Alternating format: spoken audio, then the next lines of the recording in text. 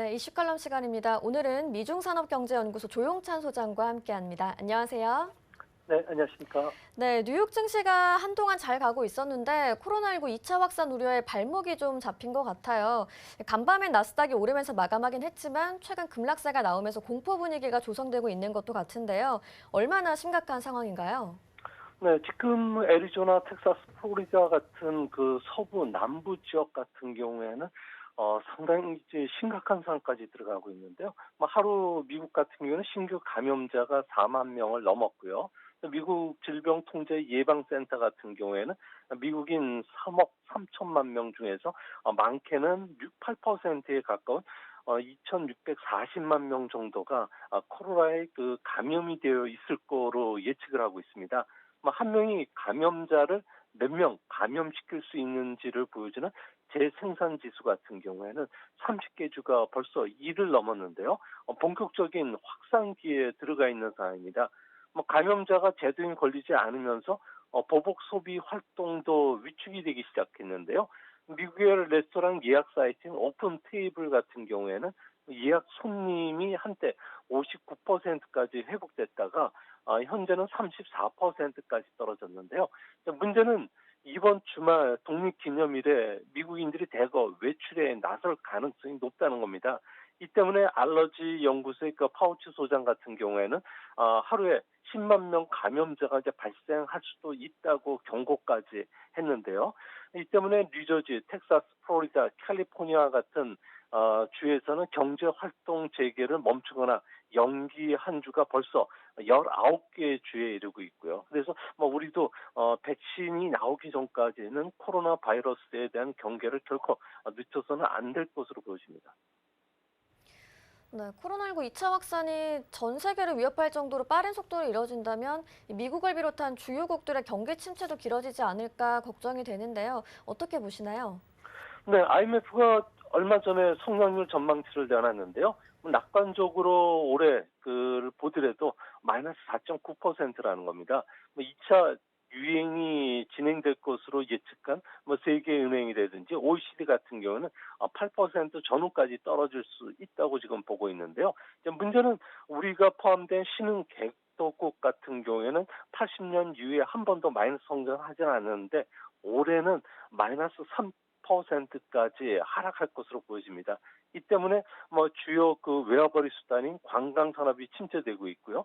유가 하락, 무역 감소가 계속 일어나고 있기 때문에 신흥국 같은 경우에도 이제 앞으로 상당히 어려워지는데요. 문제는 세계 각국이 재정 투입 규모가 현재 코로나 바이러스로 인해서 11조 달러까지 증가를 했다는 겁니다. 이는 리먼 쇼크 때 5조 달러의 2배 이상 되는데요.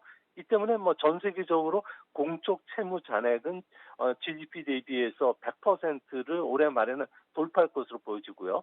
또 G20개국 같은 경우에는 141%로 제2차 세계대전 마지막 해인 1945년 116%를 크게 상회한다는 겁니다.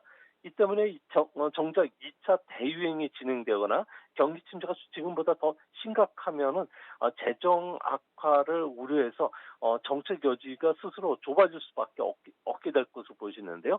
이 때문에 경기 침체에도 각국이 쓸 수 있는 추가 경기 부양 강도는 시간이 갈수록 점점 약해질 수밖에 없기 때문에 현재 주가와 관련해서는 향후 2차 현금 지급이라든지 재정 정책, 인프라 투자에 의해서 좀 움직임이 있지만 막상 뚜껑을 열고 보면은 내용이 시장이 원했던 것보다는 좀 덜 할 수 있다는 것도 꼭 기억해 주시기 바랍니다. 네, 최근 경제 예측기관이나 국제투자은행들이 코로나 감염 확대로 인한 신흥 개도국들의 경제 상황에 대한 경고 보고서들을 쏟아내고 있습니다. 이 신흥 개도국의 경기 침체가 길어지면 하반기 외환 위기가 발생할 위험은 없을까요? 네, 벌써 신흥국 같은 경우에는 외국인 증권 투자 같은 경우에는 그 3월 달 830억 달러 순유출이 된 이후에 지금까지도 제동이 걸리지를 않고 있습니다. 아무래도 경기 침체도 있지만 통화 약세로 인한 신흥국들의 대채무 부담이 커지고 있는 것도 상당히 부담이 되고 있는데요. 국제 신용도의 지표죠. 외환 보유액을 보면은 신흥 개도국 같은 경우에는 연간 10% 정도로 증가해 왔는데 올해는 1,500억 달러 정도가 감소한다 그럽니다. 20년 내 최대 감소 폭인 만큼 신흥국의 달러 부족 상황이 생각보다 심각한데요.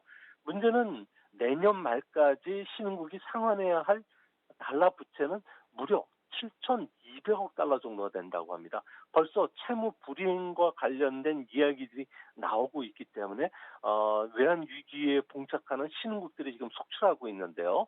우리나라 증시 같은 경우에는 내국인 유동성에 의존해서 주가 상승이 일어나고 있기 때문에 앞으로 신흥국 위기뿐만 아니라 미중 패권 전쟁, 동북아의 지정학적 위험, 코로나와 관련된 2차 유행, 또 2분기 실적 발표와 같은 악재가 돌출될 때마다 주가 변동성이 무척 심할 수 있다는 점에서 7월 증시에 대해서 너무 지나친 낙관론을 펼치는 것도 경계해야 되지 않을까 생각이 듭니다.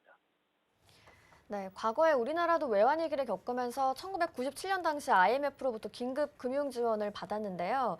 코로나로 인해서 신흥개도국이 한꺼번에 지원 요청을 하게 되면 이 대출 여력이 바닥나는 건 아닌지도 걱정이 되는데 이 부분은 어떻게 보시나요? 네, IMF가 대출을 할 수 있는 능력은 1조 달러 정도가 됩니다.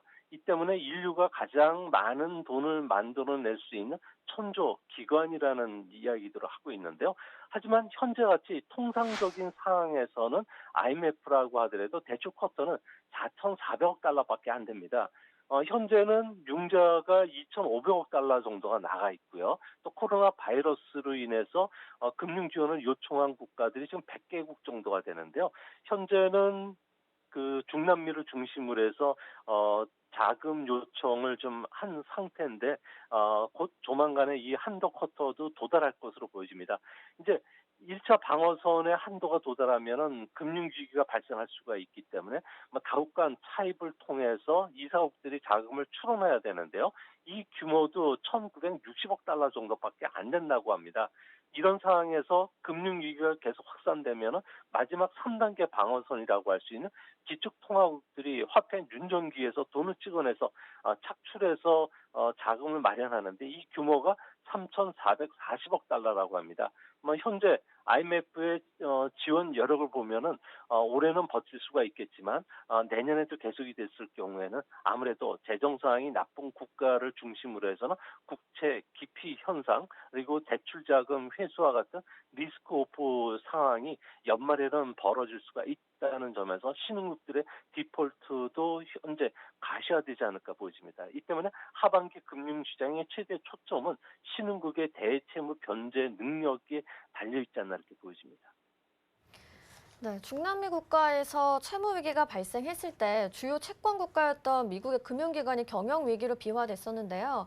이번 코로나19 쇼크가 장기화되면 주요 채권 국가에는 어떤 영향을 미칠 것으로 보시나요?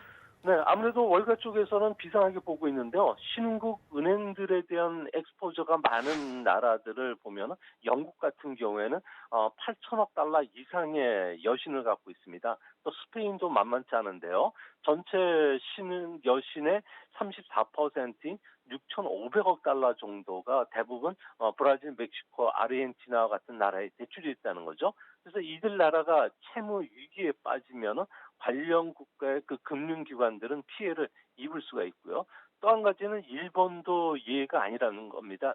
일본은 4조 달러를 해외에 대출을 해줬는데요. 이 중에 14%인 6,200억 달러 정도가 대부분 아시아 국가에 집중되고 있다는 겁니다. 특히 남아공 같은 경우에 일본은행이 아무래도 전체 여신의 20% 점유율을 갖고 있는데요. 미국이나 일본과 거의 비슷한 수준입니다. 그래서 남아공, 터키를 비롯해서 각국이 재정 악화, 경기 침체가 길어진다면은 상당한 그 신흥국뿐만 아니라 채권국 은행들도 곤욕을 치를 가능성도 있다는 측면에서 금융주에 대해서는 당분간 좀 보수적인 견해들을 좀 월가에서는 계속 견제하지 않을까 생각이 됩니다. 네, 이번에 미중 분쟁 이야기 좀 해보면 좋을 것 같은데요. 미중 분쟁을 빼놓고 글로벌 경제를 논하기가 참 어려운 상황입니다. 어제였죠. 홍콩 보안법이 통과되면서 미국이 바로 중국을 향해서 홍콩 특별지위 박탈이란 보복 조치를 취했는데요. 중국도 가만히 있지 않겠다는 입장입니다. 히토류 카드를 꺼내려고 한다는 이야기가 들려오고 있는데 미국이 중국의 히토류에 상당 부분 의존을 하고 있습니다. 미국에게 중국이 보복으로 히토류 카드를 진짜로 꺼내게 될 거라고 보시나요? 네, 뭐 미중 무역 갈등이 늘 심화되면은 뭐 중국 같은 경우에는 미국에 대한 히토류를 제한시킬 수 있다는 뭐 경고를 계속 해왔고요. 또 중국은 글로벌 히토류 광산 생산량의 한 70%를 차지합니다. 미국이 수입하는 히토류의 80%는 중국산인데요. 뭐 실질적으로 2010년도 일본과의 그 영토 분쟁에서 중국은 수출을 제한하기도 했었습니다. 뭐 히토류 같은 경우에는 미국 첨단 산업도 특히 방산 쪽에 많이 들어가고 있기 때문에 뭐 관련 기업엔 충분히 타격을 줄 수는 있을 거로 보여지는데요. 하지만 이런 이야기들은 3년 전의 이야기고요. 뭐 현재는 미국 기업들 같은 경우에는 무역 갈등이 불거진 이후부터는 재고를 상당히 많이 쌓았습니다. 뭐 작년까지만 하더라도 6개월분 이상의 재고를 갖고 있고요. 또 최근에는 뭐 각국들이 특히 호주나 말레이시아 같은 히토류를 많이 생산할 수 있는 나라들 같은 경우는 친환경 공장들을 많이 건설해 놓은 상태입니다. 또 미국도 텍사스에 히토류 정년 공장을 건설하고 있는데요. 히토류 자체가 뭐 전 세계적으로 희귀한 금속이 아니고 또 세계에 더 풍부하게 다양하게 매장이 되어 있다는 겁니다. 또 뭐 세계 각국 같은 경우에는 도시 광산을 통해서 폐가전 제품에서 히토류를 축출하는 재활용 기술을 지금 개발해 놓은 상태고요. 또 히토류를 대체할 신문질도 만들어낸 상태이기 때문에 뭐 미국이 중국을 견제하기 위한 결정적인 한 방은 절대 되지는 못할 것으로 보여집니다. 네, 그렇다면 이번 홍콩 보안법 통과가 우리나라에는 어떤 영향을 미칠지도 궁금한데요. 홍콩이 그동안 대중국 수출의 우회지 역할을 해왔는데 당장 우리 국내 기업들 수출에는 문제가 없을까요? 네, 홍콩은 우리나라의 4위 수출 국가고요. 또 홍콩으로 수출한 제품의 거의 100%가 제3국으로 수출이 됩니다. 뭐 기업 입장에서는 홍콩이라는 나라는 뭐 낮은 법인세도 있고요. 안정된 환율 제도를 제공하고 있고요. 항만이나 공항 같은 물류, 금융시설이 잘 갖춰지고 있기 때문에 아무래도 이용할 수밖에 없었습니다. 그래서 반도체나 석유 제품, 화장품, 선박, 무선 통신 기기와 같은 우리 주력 수출 품목들이 홍콩을 통해서 우회 수출 역할을 해왔는데요. 이제 미국이 특별주의를 박탈하게 되면은 뭐 우리 기업들은 중국 공장에서 만들어서 홍콩을 경유한 대미 수출길이 막히게 됩니다. 뭐 중국에서 미국으로 직접 수출하게 되면 엄청난 관세를 적용받기 때문에 뭐 수출 경쟁력을 잃게 되고요. 또 이번 사태로 중국 진출 우리 기업들 같은 경우는 제3국으로 빨리 나가야 된다든지 아니면 국내로 들어오는 엑소더스 현상이 벌어질 가능성이 높다는 점에서 아무래도 기업들에게는 그 불확실성으로 작용할 가능성이 크지 않나 이렇게 보집니다. 네, 그렇다면 좀 긍정적인 면은 없을지도 궁금한데요. 이 미중 관계가 악화되면서 홍콩에 진출해 있는 미국 기업들이 우리나라로 이전할 가능성은 없는지 좀 생각을 해보게 되는데, 우리나라가 홍콩을 대신해서 동북아 금융 허브가 될 수 있다는 긍정적인 시나리오도 나오고 있는 상황입니다. 소장님은 어떻게 생각하시나요?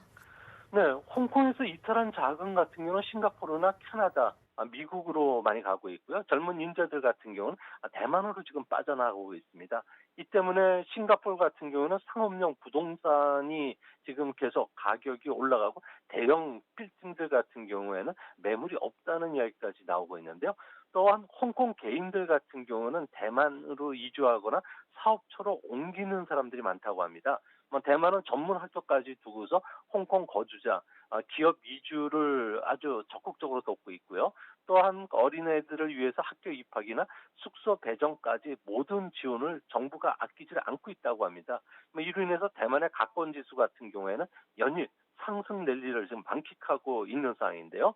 일본이나 영국 같은 경우에도 금융인뿐만 아니라 전문 인력을 유치하기 위해서 아주 경쟁적으로 뛰어들고 있는데요. 하지만 우리나라 같은 경우에는 홍콩 자금, 인재, 그리고 홍콩에서 운영되는 해지 펀드를 유치하는데 매우 소극적입니다. 아무래도 중국 정부의 눈치를 봐야 되기 때문인데요. 홍콩의 혼란을 이용해서 반사 이익을 누린다고 한다면은 중국 정부는 혹시나 견제받지 않을까 이런 그 소극적인 그 생각을 하고 있는 모양입니다. 뭐 홍콩의 뭐 돈들이 한국으로 들어오는데도 앞으로도 걸림돌이 상당히 많은데요. 뭐 양도소득세, 상속세, 증여세 또와 같은 자본 이득세와 관련해서 홍콩은 싱가포르는 과세가 없습니다. 하지만 한국은 50%에 이르고 있고요. 아파트 매매 차익에 대한 양도세나 배당세 같은 경우에는 홍콩, 싱가포르는 부과되지는 않는데 우리나라는 부가세만 하더라도 10%고요. 법인세율이 최대 22%랍니다. 뭐 제도적으로 우리 한국으로 유치되기가 상당히 어려운 상황이고요. 또한 싱가포르 국민들 같은 경우는 77%가 중국계고요. 또 영어도 공식 언어고 뭐 세계 최고의 그 교육 경쟁력, 또 유연한 노동 정책, 또 IT 기반 시설이 잘 갖춰졌기 때문에 뭐 홍콩 부자나 기업들에게는 상당히 매력적이지만 뭐 우리 입장에서는 이런 부분이 빈약하다는 점에서 상당히 안타까운 상황이라고 보여집니다. 네, 미중 갈등이 앞으로 어떻게 전개될지 궁금해하시는 분들 많으실 것 같은데요. 두 나라의 관계가 더 악화될지, 그렇다면 우리는 어떤 준비를 해야 할지 정리 좀 부탁드립니다. 네, 앞으로 동북아 정세는 4, 5년이 아주 치열하게 그 위험한 상황으로 빠질 것 같은데요. 박빙열이라는 말처럼 봄철에 살얼음을 걷듯 매우 위태로운 상황에 빠질 가능성이 큽니다. 뭐 금융 허브 홍콩이 무너진다면 당장 다른 대안을 찾기가 어렵게 되고요. 아시아의 그 금융 시장이 불안하기 때문에 한국 경제는 언제든 직격탄이 될 수가 있다는 겁니다. 앞으로 미중 간의 패권 전쟁에 따라서는 뭐 아시아의 금융 그 시장이 큰 그 요동을 칠 가능성이 크게 되는데요. 이게 이제 무역이나 기술, 환율, 또 서로 간의 그 추방 전쟁, 또 국지적 무력 충돌 가능성까지도 벌어질 수 있는 상황입니다. 이 때문에 뭐 기업들 입장에서는 아무래도 면밀한 대책을 마련해야 되겠고요. 뭐 정부와 전력적 소통 방법을 계속 유지시키고 또 최악의 경우를 대비해서 플랜 B 전략도 마련해야 된다는 점에서 뭐 주식 투자할 때도 진짜 생각할 것이 많은 앞으로 4, 5년이 되지 않을까 생각이 됩니다. 네, 알겠습니다. 오늘 말씀 여기까지 듣도록 하겠습니다. 고맙습니다.